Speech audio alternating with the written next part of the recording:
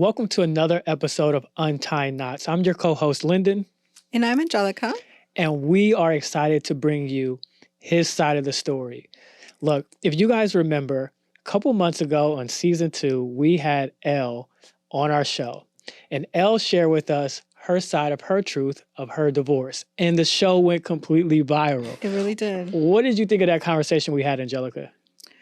I thought it was a strong conversation. I thought it was a valid conversation, but I didn't foresee it to blow up in the DMs and in social media. Yeah. I didn't foresee it, really. No, I didn't either. You know, I thought we had a really good conversation of her expressing her truth, her validating her experiences, but I did not anticipate the reaction that it did get. So we do want to take a second to let you recap that episode. You today to the second side of the truth, which is Aaron. Welcome on the show today, bro. Thank you for having me. Glad to have you. Yes, sir. Yes, sir. Thank you, sir. Man, we're about to have an episode today, and I'm excited to hear your side of your truth. What did you think when you saw the clip? Initially, I was shocked. You know, we have always been somewhat of a private type of relationship. So to see that it was out there, it kind of took me back. But at the same time, that pain kind of felt as though there was healing too, because, you know, it's out there now. There's nothing that, you know, we can hide behind, and we now just have to live in our truth. So she actually brought the reality to the situation that we're now in, that we're no longer together and we're living our lives separate. Yeah. How did you discover the clip? Were you on the gram? Were you on TikTok, YouTube? Like, how did it come across your screen? My DM and my followers just started going insane all of a sudden. And typically when that happens, there's been something that I've done in the past that may be a rerun somewhere on TV. But all of a sudden I was just getting comments and people was just getting involved with who I was. And I was like, where is this coming from? And then my mom called me. She said, I was in the salon today, and my hairdresser said that she saw a clip of you or your ex. And so she sent me the clip. So when I saw that, I kind of got a little bit more inquisitive, and I came across Untying Knots. And I was like, whoa, okay, so we're here. Well, we're glad to have you here. We're here. Welcome. We're here. No, that's hilarious. I remember from the beginning, we wanted to hear your side of the story. Yeah. You know, that was something that we were always wanted to do, to have a balanced portrayal of the experience. But we're really glad to have you.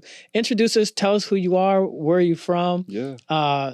We didn't know that you were on a TV show before. We learned that from our comments and TikTok. So give us a little overview, and then we're going to jump right into it. Yeah, Aaron Cottrell. Born and raised in the UK. I currently live in Atlanta, Georgia. I've been in real estate for the past 10 years. And on my real estate journey, I've done a lot of marketing. And that marketing has caught the attention of a lot of people in Atlanta. So it led me to get onto a dating reality show. That's what we heard. So I didn't meet my ex there, but that show definitely brought a light to relationships and a light of how I was in relationships. And, you know, it definitely put me on the map as far as being someone of recognition. Yeah. Are we going to say what show it was? Oh, yeah, you know what? Shout out to my boy Will Packer and nephew Tommy, Ready to Love. Season 1, baby, the best season. The best season. Should we go back and watch it? Nah. You know everybody's going to go back and watch it. Everybody needs to do the cross-referencing. That was the old me. Old me. No, because some of the comments, no, when I put together that clip, a viral clip, you know, I asked her, I said, should I include this clip of your ex-husband? Because I wanted people to feel the story. I wanted it to be as real as it could be. And somebody on TikTok was like, wasn't he on one of those dating shows? I hit up Angelica. I was like, new development. Her ex was on a dating show. We didn't know about this. This was new news to us. The internet started piecing it together and sending us the clips. So I was like, why wasn't this mentioned to us? And then we found out. And some of the perception was different. They're like, oh, the red flags were evident on the show. Yeah. He was a douchebag on the show. You should have seen his sis. And then other people was like, no, I liked him. Yeah. So how was that experience on the show and how did that impact your marriage? As far as the impact of my marriage, my ex didn't even know I was on that show until later on when we was together. Okay. So it was never something that was a topic of discussion at that point. But how that show impacted me, seeing yourself in a relationship aspect, how you handle yourself, how you handle women, it brought reality to what I needed to change at that time. Because I was still very immature, still very young-minded. I had not grown up into the person I needed to be for a real relationship. So that show actually was the reason why I was like, you know what? I need to get my shit together. Yeah. And then, shortly after that, I met Elle. And I got to this place where I wanted to prove to myself that I could be this loyal, committed man that I claim to be. So getting married was that step to show myself that I can be that, Mm-hmm. Do you feel like in that episode that she told the truth, or do you feel like she lied or exaggerated the truth? I mean, she may have told her truth, right? But the fact is that two people can be in the same relationship and have two different experiences. 100%. Say that again. So my experience was nothing to what she had, but I can relate because obviously I was there. But I think there was parts where she was victimizing the situation a little bit more than she should have. So I just felt it was only right to be able to share my side. Mm-hmm. So I'm happy to be here. Yeah. So she said on the episode that she felt like a 1960s housewife. That's what she said. These are her words. That she was expected to cook, to clean, and to raise your child. What's your take on that? Let me address just the cook, clean part. We had a meal plan service, so she never had to cook unless she wanted to. I had a maid that came to the house every 2 weeks, so she never had to clean. We had all the support that we needed for our household. So it wasn't a situation where I felt like she didn't have the support that she needed. I think when you are giving a woman so much, sometimes they don't understand the value of it. And I think I got to a point where, when we was dating and we got our first apartment, we was doing the 50-50 thing. And there was a level of skin in the game for her to where, she had to do her part, I had to do mine. When it got to a part where we were married, I'm like, nah, you don't take care of nothing. I just want you to feel as though you can be at ease with life. Let me take care of that. We'll divide and conquer. And I think at that point, it's like, okay, you're doing this much, do more. You're not doing enough. What can you, so I don't think there was a value or appreciation for what I was doing when I was taking over the complete household. When I was a provider, the leader, the protector, it wasn't valued. Mm-hmm. Let me ask you this. We've said this a lot on the show, Angelica, and you could speak on this. Yeah. Is that a blueprint? Mm-hmm. The blueprint that you were given from your family is a huge indicator of what you will build when you have your family. Yeah. Right? So do you feel like you came from a family context where your mom and dad had a similar dynamic of your dad was the provider, your mom was the homemaker, and was that the example you saw? Or? Yeah, no, that's exactly what I saw. And my life was broken up into two parts because the first half of my life, my mom wasn't married. She was a single mom. Okay. So for the first 11 years of life, seeing my mom as a single mom was just my norm. She ended up meeting my stepdad. She got married. My stepdad is a phenomenal man. And he came in and he was that leader of our family. Provided, worked the night shift, made sure that we had everything that we needed, a leader. He was just always there, always present. So my mom never saw a problem with it. So I thought that was the right way, So when I got into my marriage, I'm like, okay, this is how it's supposed to be. I take care of you, you take care of the household. That was just my natural way. I didn't know that you have to provide and take care of the household. That's the new way now. So yeah, it was a shock. It was a shock to my system when things started going out of whack, with the relationship. And Joe, that was your situation too in your marriage, right? Yes, but I mean, we were 50-50 always. I wouldn't necessarily say it's 50-50 because I was having the kids. I was cooking, cleaning. We did have housemaids, but we didn't have meal prep service. Yeah. But I felt he did not help with my second child. He helped with my first one, but not the second one. The second one was, I'm working, so you handle it. But do you feel like your ex-husband expected you to be what his mom was to his dad, like his blueprint? Yes and no, because he married somebody that was completely opposite. I was working. I had my own business. I had my own house whenever we got together. I was already making money. His mother never worked. She didn't work until I think like 20 years in. So it was easier for the mom to stay in an environment like that because she literally needed the housing and the financial backing. Yeah. Whereas me, I had my own house. I worked. I had my own company. So, but I'm more curious in what was true that Elle said. Like what part of it was true? Because she made it out to seem like you never were hands-on dad, like you were just never helping her raise a child. I mean, I can't sit here and say that I was the best caretaker, right? My dad, when I was younger, he was a weekend dad. So I saw my dad on the weekends. When my stepdad came into the picture, he was present, but he would go work, come home, make sure everything was taken care of. So, yeah, I can't say I was the pick up, drop off, put to bed dad, but I always made sure she had time for herself. I always made sure that it wasn't too much on her. When the baby came, I took the pressure of everything in the house off of her shoulders so she could just focus on that. I would make sure that there was always, whether it be her mom or her friend, always there, because I did have to go out and work. I had to make sure, because I think when we have kids, a woman's natural nurturing takes over. Of course, yeah. And a man's natural providership takes over. It just comes out. Yep. So a switch goes on. Yeah. So I was always like, okay, I always got to make sure that we got everything that we need, and not just for now, but even for a year and 2 years from now. Right. I'm always thinking about the future. And so, always being out, I could not be the caretaker that I would have liked to be. If she would have retired me, I'll take care of the kids gladly. Let's change roles. 'Cause I'm not gonna lie. It is better when you do get to spend time, when you do get to be a part. Yeah. So I will say there were parts that she over exaggerated because she did get to go on vacation. She did get to have time by herself. She went out and did what she wanted to do.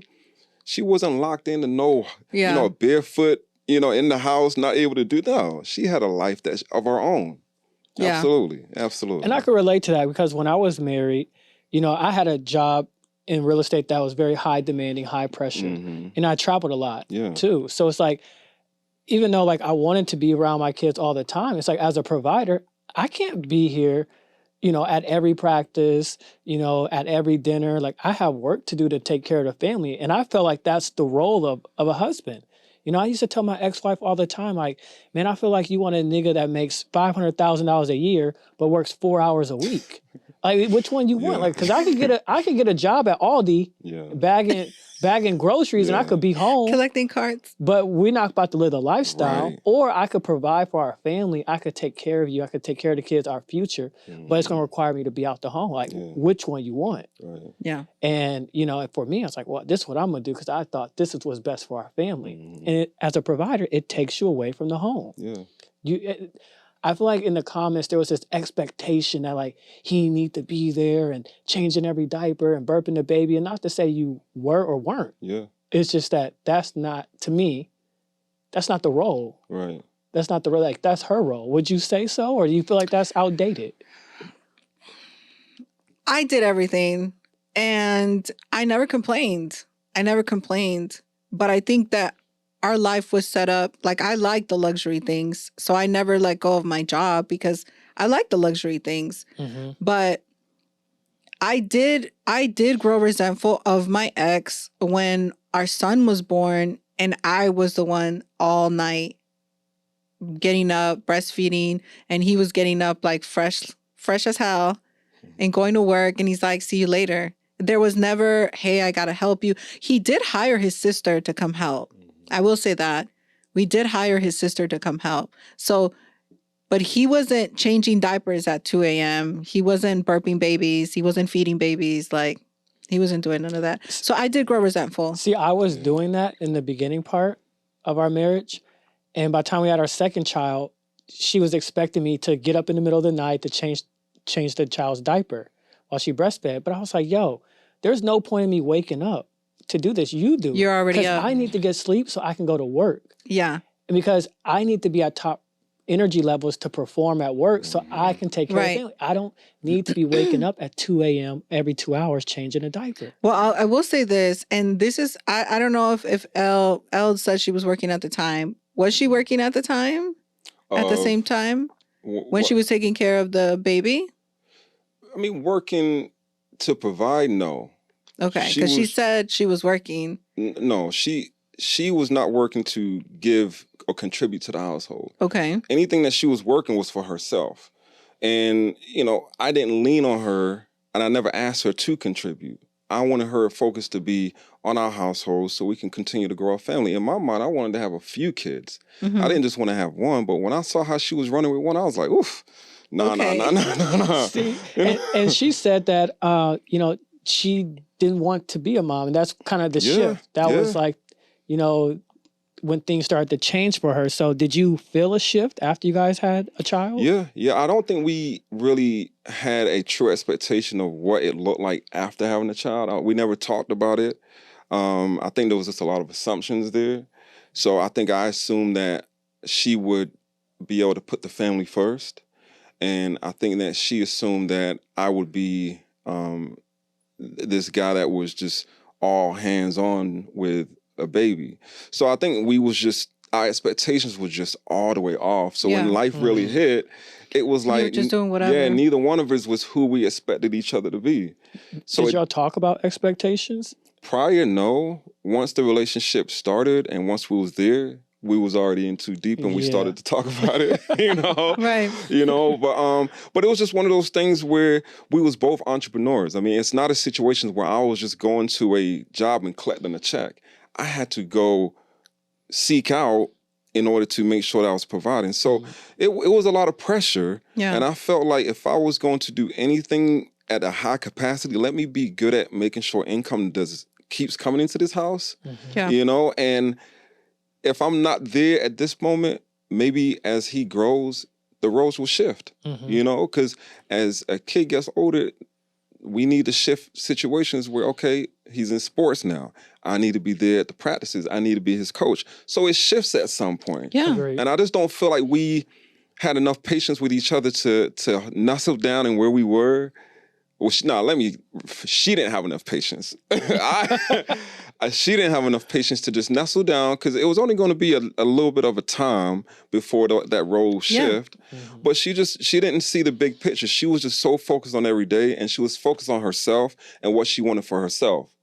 So we just couldn't come to alignment, and things just kind of went their own way. Yeah. How did you feel when you heard her say, "I never wanted to be a mother"? It wasn't a surprise because I had an older son and I saw, this is one of those things when I hear people now say, I thought she was going to change when things got they don't change. They don't change on man and woman's side.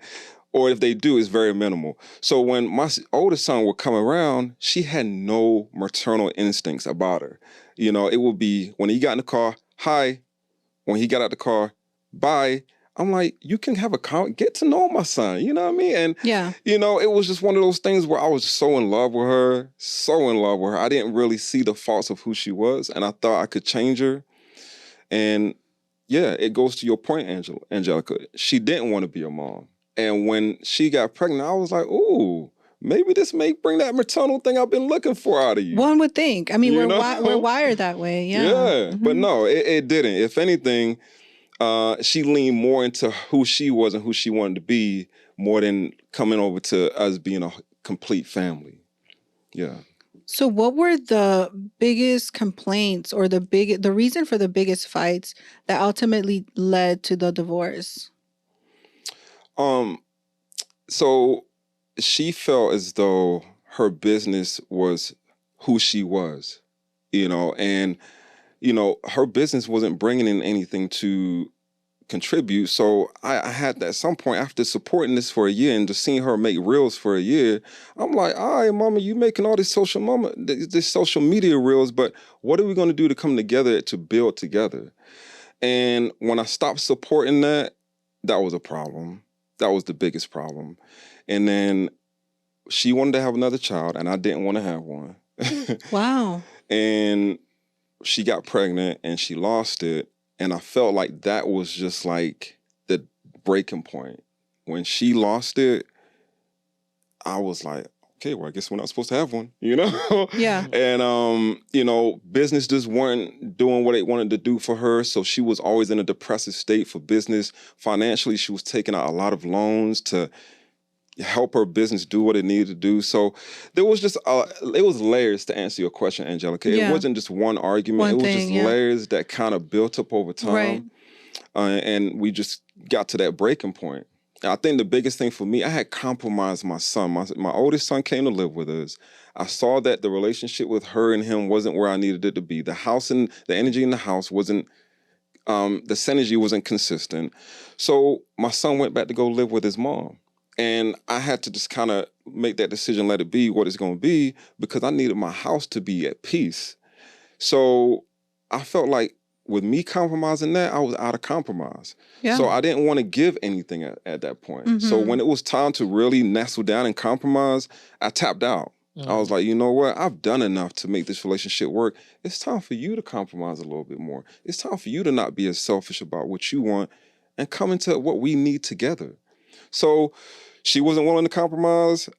I wasn't. We was in our corners, and no one came to the middle for us to try to figure it out. Yeah. Mm-hmm. I feel like as a husband, we get so focused on provision from a financial standpoint. Yeah. And maybe that's taught to us through society and culture and unspoken norms. Yeah. But we think that as men and as dads and fathers, that if we're working and providing, then we're doing our job. Mm. And I feel like we honestly neglect the emotional provision. Yeah. I could say for myself, like a fault I had in my marriage was I was making $500,000 a year. Mm. I was paying for the vacations, bought her a car. Anything we wanted, we can get, we can do. That wasn't a problem.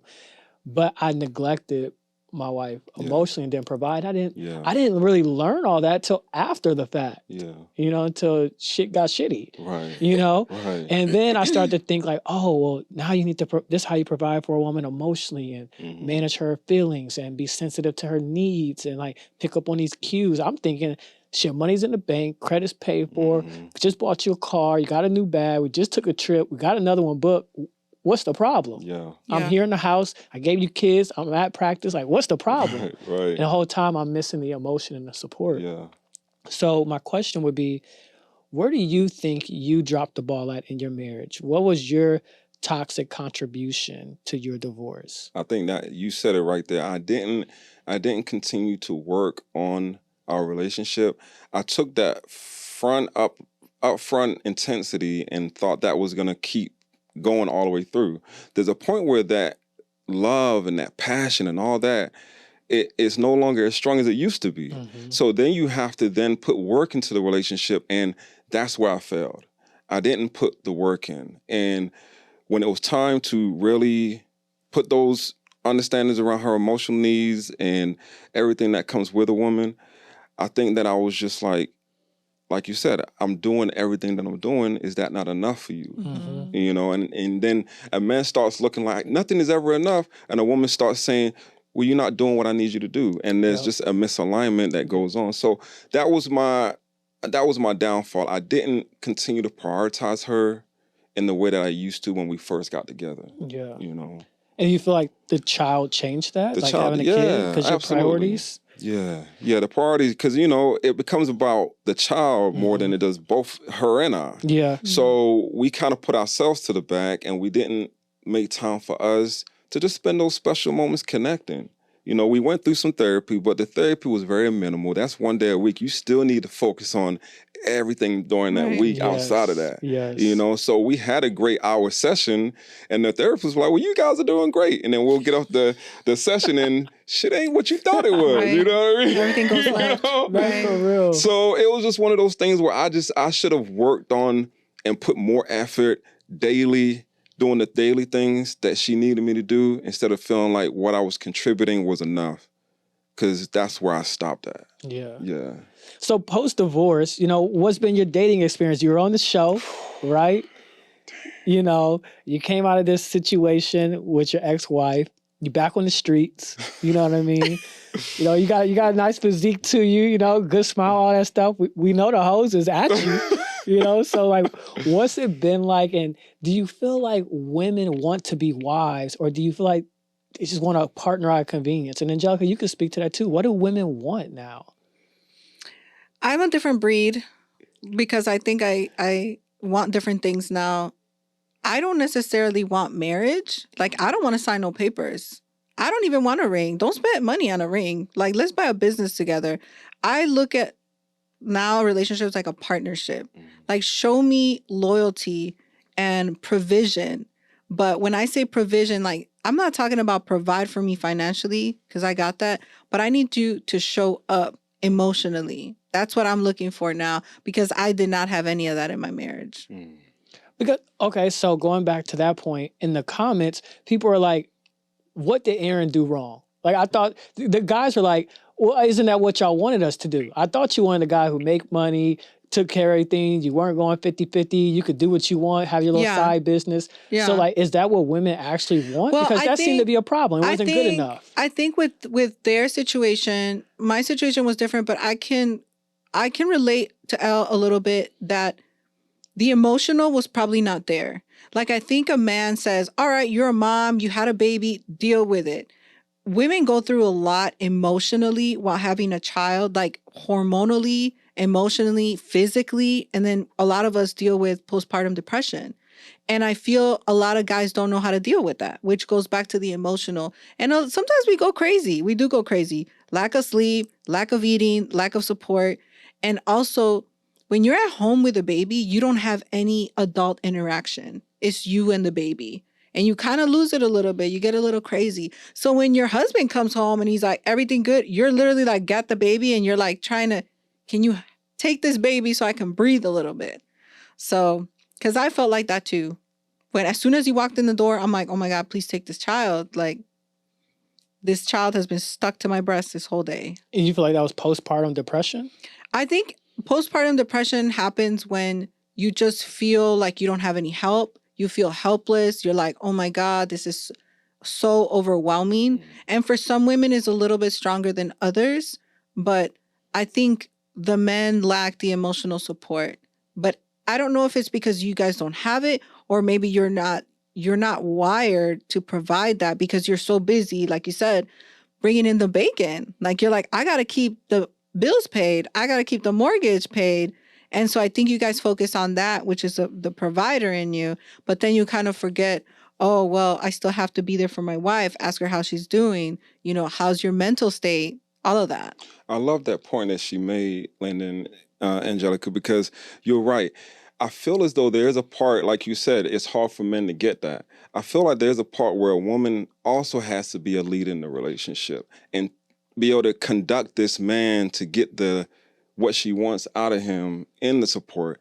Because men sometimes just don't have a natural understanding that women expect us to have. So I always used to tell her to read leadership books because I wanted her to become a better leader in our relationship and help lead me the same way I'm trying to lead her. So there is an ownership of a woman to lead a man to get the support that she's requiring. But to go back to your question around today's woman, the dating situation, I think that there's less of a need of a man, and there has to be more of a want of a man, because women have all the resources. A lot of these women are doing better than men. I'm in the real estate industry, and a lot of single women are buying homes, and a lot of men are renting. Yeah. So women are handling their business. Thank you. So it's respectfully. So it's one of those things where a woman has to want to be a wife, has to want to put everything into a relationship, because otherwise she can get up and go do her thing, and the resources are all out there. She don't need a man to provide, to protect. It's not like it used to be. So you got to want that, and you got to want it for yourself, and you got to want it for both the relationship and yourself. And, you know, today's woman, as soon as things get hot, you know, you got city girls, you got Cardi B, you got all these women out here nowadays. It's not a need for them. They'll just go get my bag, my nails, and do my own thing. So it's just one of those things where a woman has to really want it. Yeah. Has to really want to be in a relationship. I feel like a lot of women want to be brides. They don't want to be wives. Yeah. Being a wife is work. It is. You know, once you get married and you get over the wedding phase, and we can all attest to this, there's a point in marriage where it gets real. And all the vibes and love and all the good feelings and passion that you had, it kind of evaporates. Yeah. And I could say for us, it happens probably around having kids. When Life shit gets starts getting real. Yeah. Something happens that starts We got to getting keep real. these kids alive. And the vibes go out the window. And then you're in like this survival mode of like managing this new circumstance, this new dynamic. And then you're trying to like, maybe you find your way back to each other, maybe you don't. And then you're changing as individuals. And then maybe you grow apart, maybe you endure a season, you know. So I feel like, you know, marriage is real effing work. You know, it's the professional league of a relationship. This isn't for amateurs. Right. You know? This isn't the G League. So, and I feel like a lot of times people just think like, oh, like making a certain amount of money or like having a house or a car, or a certain job qualifies you for marriage. We're full of images. We're full of images. That's so great that you said that. Social media has created so many images of what life is supposed to be like. But, you know, you get these images, and then when it's the reality of what it is, you can make the reality into the image that you have, but you have, like you said, Linda, you have to put in the work to do it. Because it's not just going to be something that evolves naturally. So, I think it's just a whole bunch of pictures of what people think it's supposed to be like. Then when it really gets to that point of how it really is, how do you then take and cultivate to get to that spot? And I think that a lot of people don't know how to do that. I mean, I come from a family that my mom has now been married for 30 plus years. My sister has been married for 17. My youngest sister is in a long-term relationship. So everybody in my like immediate life is in relationships. So I can see the steps that they've been through, the challenges they've been through, and you have to sometimes not be happy, but just stay in it, get through it, grunt the pain. You're going to get through it. Get through it, you know? So it's just one of those things where people don't have that stick to it no more. You know, as soon as it starts getting a little bit out of context of what they want, we out of there. Yeah. Nobody's been married 20, 30, 40 plus years and then go through like an extended period of bullshit. You know what I mean? You got to be willing to be long-suffering and endure some stuff and work together and find your way back to it. But nowadays, I feel like it don't work like that. I feel like we've evolved. I feel like we've changed as people, our priorities, our values, but we have these traditional values that we want to take with us. And we expect to be like our parents' generation when we're nothing like them. You know, we're very different. I think marriage should be on, and the internet may eat me up for this, but it is what it is. Go ahead and say it. I feel like marriage should be on 4-year contracts. When you get to the end of that 4 years, right? You decide whether you're out or you're in? You decide if you want to continue. Let's do it. Or let it go. Isn't that dating? Well, yeah, but the level of commitment isn't there. Okay. When you're in a marriage, it's two people trying to find their way to one. So if you're not happy, you get out of it. I just think, because I think now the way it's set up, people are just not willing to fight through what we used to be able to have to fight through. Women don't need a man to help them financially. Women don't need a man. They can do everything. So I don't know. I just think we should evolve with time. We're evolving laws with time. We're evolving so many things with time. The institution of marriage is dated. This was back. I agree. Back way back. I agree. You know, so gender roles are a part of marriage. If you don't like gender roles, you're not suitable to be married. I mean, and then let's just be real. Like, you can't pop a baby out. That part. You know, let's just keep it like basic, right? Like we were made to nurture and have children. We were made to multiply. So it's like, do you want a corporate job and you want to be a mom? So why are you complaining? Right. Because you could do both, but it's going to be fucking hard work. Yeah. Because I did it. I did it. So it's hard. It is. What's dating been like since divorce? You know, it's one of our favorite topics. Because when you're in your marriage, it's one routine. Yeah. And then you back on the streets.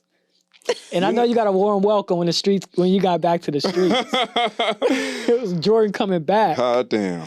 You know, when you go to, just like what you said, when you go to a pro level, then you go back to a high school level, it's awkward because I was used to talking about how we're going to build wealth together, how we're going to do things as a family together. Now I'm talking about, you didn't call me back? You know what I mean? Like, What are you talking about? what are we Very talking basic about? stuff, Like the basic of the basic. You know, so dating, I mean, it's a lot of options for me. It's always been that way. And I don't say that in a overly confident way. But being a lot of options, it can be hard to select the right one. Mm-hmm. So, you know, I'm just taking time with the process. I mean, I'm a one conversation king. I'll tell you that. I probably passed up a lot of good ones because the one conversation didn't go right, and I don't want to see them no more. Because I don't got time to waste. I want to either be in it or we're out of it. What are we going to do? You don't build a roster? I ain't got time no more for them rosters, you know? Yeah. When I was a slanger back in my day, there was a roster. I ain't got no roster no more. I just want one. You know, Which is difficult. Yeah, I just want one. I've been so used to one nowadays. I just want to have one that I put my investment into and I get a return on that investment. Okay. When you've got multiple, you're just spreading your energy everywhere. I agree. You know, so you're right. So yeah, I mean, dating, I'm still open for love. I'm still looking for that right one. I know that right one's out there for me. So you would get married again? Absolutely. For real? Yeah. Angelica, would you get remarried? If I got married, we definitely gonna have a prenup. Yeah. No. 1,000%. For sure. I'm not. Yeah. I wouldn't say never, but if we have a nice little prenup, yeah, why not? Yeah. 1,000%. Yeah, I agree with that. It has to be. There's just been too much accumulation in life for me to risk it. And at our age, we are now. And here's the other thing that I really like. Somebody that said this.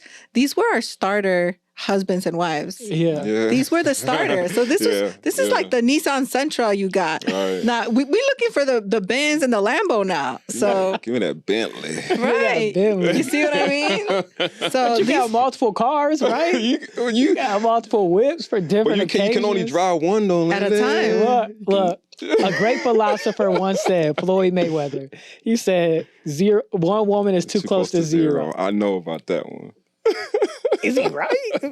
Yeah, but also remember this, like just like Aaron was saying, when you have a lot of women, you are now dealing with a lot of emotions. Now, you are going to have to be a master of emotions for women. Mm-hmm. And this is something that you guys have now learned being on the other side of divorce, because these are things that you learn.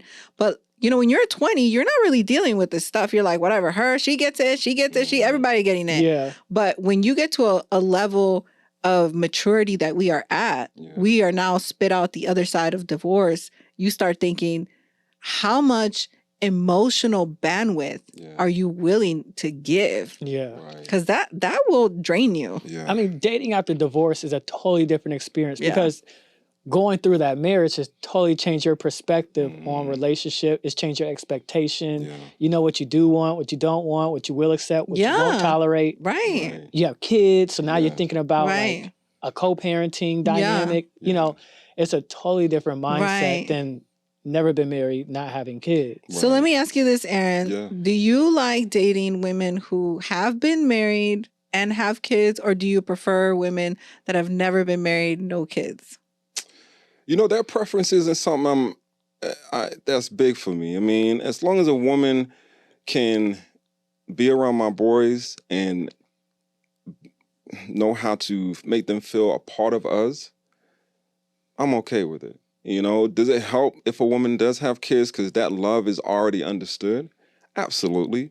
But you know, I'm open to someone being that they don't have one and we have our first one together, you know? So, so either way, I'm So you good. do want more kids?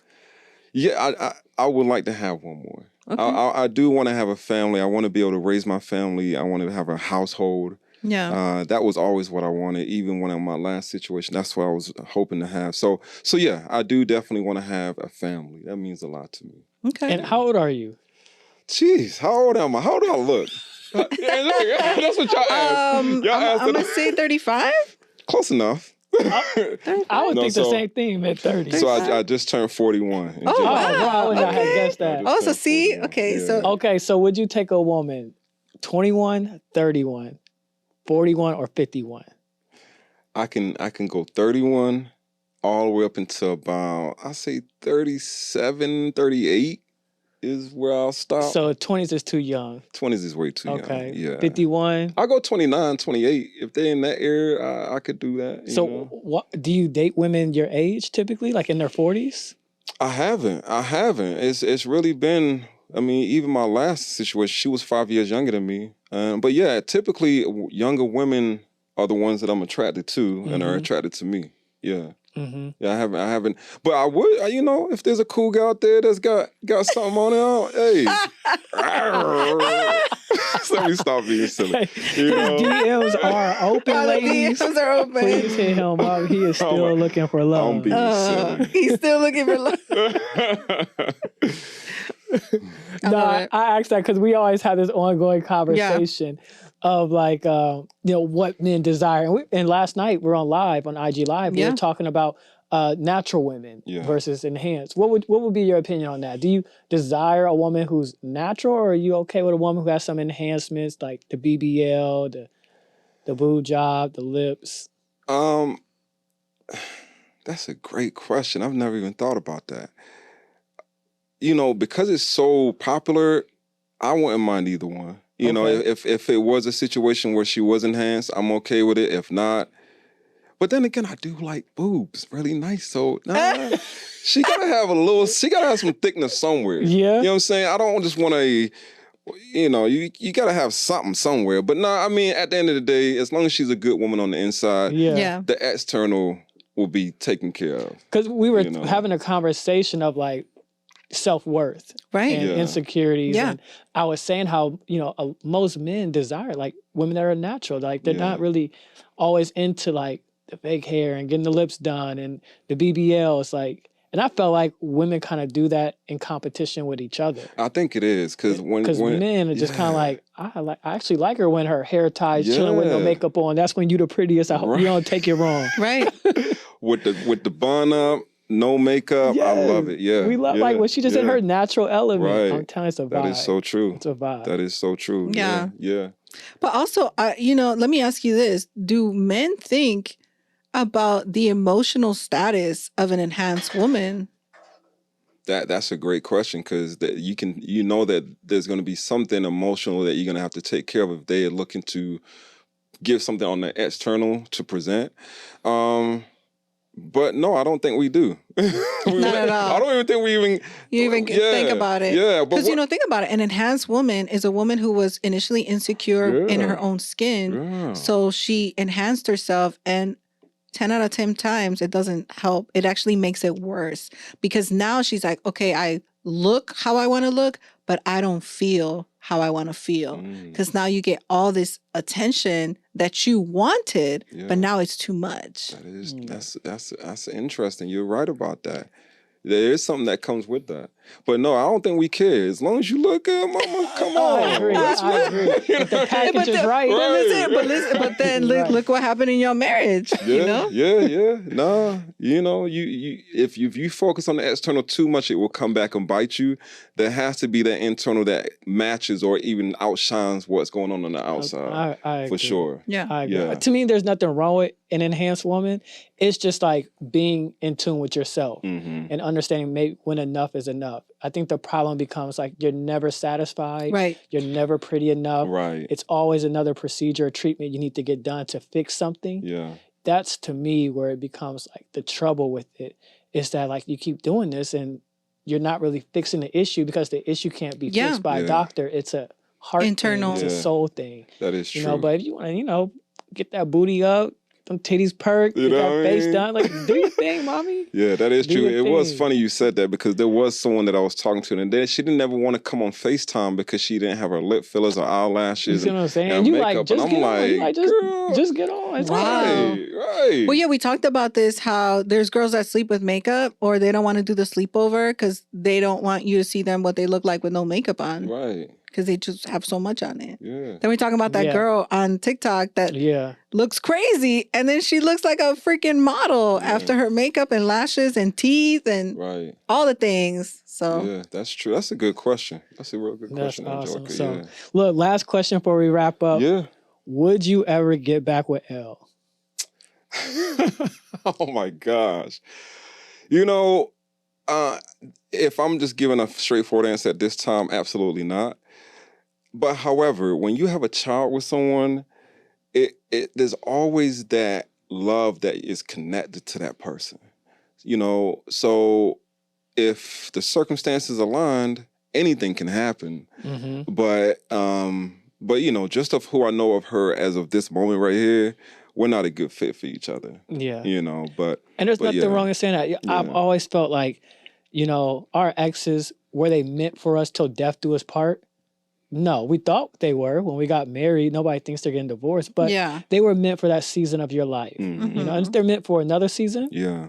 destiny will allow it to happen. But if Right. not, you just weren't meant to be together forever and never the end. Yeah. You know, you were meant for the time that you were to fulfill the purpose of having a family and get the lessons and Yeah. co-parent and move on. That's You it. know, That's what it. it That's is. it. But you know, I show no bad feelings towards her. I wish her the best. You know, I you know, keep my name out your mouth. But I wish her the best. You know. We rock with you, Elle. We rock with you. No, it's been awesome. Thank you for sharing your truth. Yeah. Thank you for validating your experience and being willing to come on here, honestly. I've enjoyed getting to know you as a friend, as a brother, and hearing your side of it. And I hopefully, like, you know, you guys think about these things, you know, think through our own experiences. Right. And not that these are our failures, but our lessons. Yeah. So that way you Right. can navigate your marriages, you know, based on the things that Right. went wrong for us. Never assume. Assumption is the lowest form of knowledge. So thank you for coming on the show. Thank you for sharing your truth. Thank you for validating your divorce experience and opening up and being honest and real about that. I definitely learned a lot from it. And I hope that you guys did too, to learn from the things that we went through, not just in our marriages, but our divorce to enhance your marriage and your relationships. Right. I believe ask. You know, assumption is the lowest form of knowledge. Yeah. So discuss everything before you sign that damn paper. Yeah. Yes. Yeah. Any last words, any final thoughts, any advice that you would give to a young man listening? Marriage does work. You know, there's a high percentage of failure that is in marriage, but there's also a percentage of success, and you can be a part of that success. And you know, it's one of those things where, you know, when you are seeking out that wife, like Angelica said, ask, don't assume, and make sure that you bring people into your relationship that can add value to understand each other better. I think when you close yourself off to other people because you feel like you just want to have your own relationship in your own way, you only start seeing what you see in that relationship. But when you bring people in, it allows you to get some more understanding. So allow your family and friends to have some investment into your relationship because it can only make it better. You know, I should have probably listened to some of them when they was telling me. I should have listened. I didn't listen, you know. Well, thank you for being here again. Thank you for having me. And like Aaron said, going through divorce is a traumatic experience, and going through it with somebody who knows and who cares is more valuable. And that's why we have our Not Alone community. So please follow, subscribe, like our channel, and be sure to join our community. And thank you for your continued donations and sponsorship and support for our channel. Untying knots, baby. We'll see you on the next episode. Good job, guys.